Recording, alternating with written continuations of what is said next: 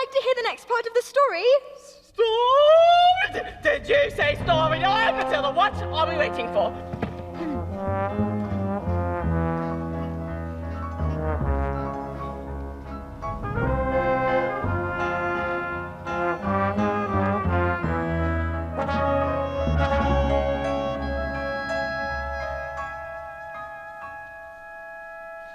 Slowly, very slowly, the acrobat wound her shiny white scarf around her husband's neck.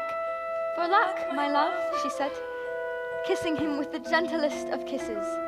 Smile, we have done this 1,000 times.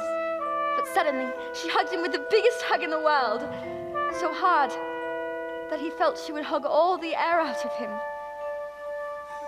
And so, they prepared themselves to perform the most dangerous feat ever known to man.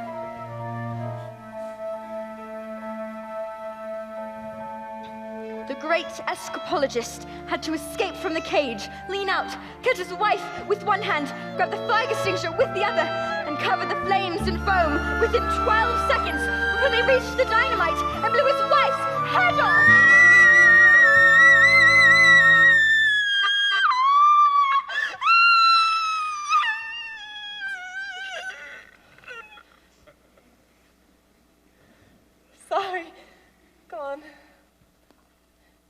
The trick started well. The instant the specially designed dress was set alight, the acrobat swung into the air. The crowd watched as she hurled over the sharks and spiky objects. 1 second, 2 seconds. They held their breath as the flames crept up the dress. 3 seconds, 4 seconds. She began to reach out her arms towards the cage. 5 seconds, 6 seconds. Suddenly, the padlock pinged open and the great chains fell away. 7 seconds, 8 seconds.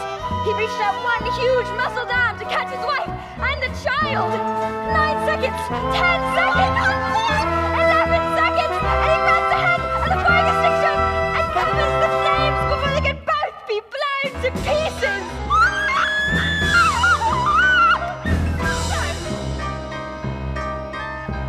This story does have a happy ending after all. No. No. Perhaps it was the thought of their child. Perhaps it was nerves. But the escapologist used just a touch, too much foam, and the hands became slippy, and she fell.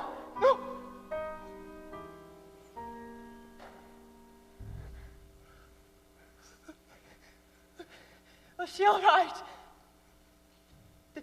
Did she survive?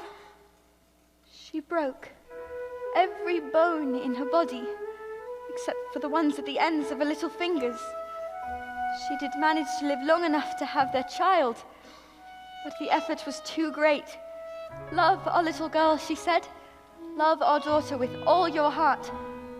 She is everything we have ever wanted. Love our girl with everything. She is everything.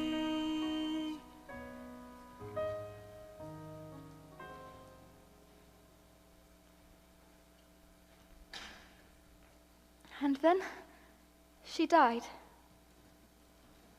And then things got worse. Oh, no, Matilda, not worse. Things can't get worse. I'm afraid they did, because the great escapologist was so kind that he never for 1 second blamed the evil sister for what had happened. In fact, he asked her to move in with him and help look after his daughter. She was nothing but cruel to the little girl, making her cook and clean and wash and iron, and beating her if she did a thing wrong. It was always in secret, so the escapologist never suspected a thing. And the little girl grew up the meanest, horriblest, cruelest aunt you could possibly imagine. Let's call the police! It's just a story. What? Oh, yes, of course. You're so smart, Matilda.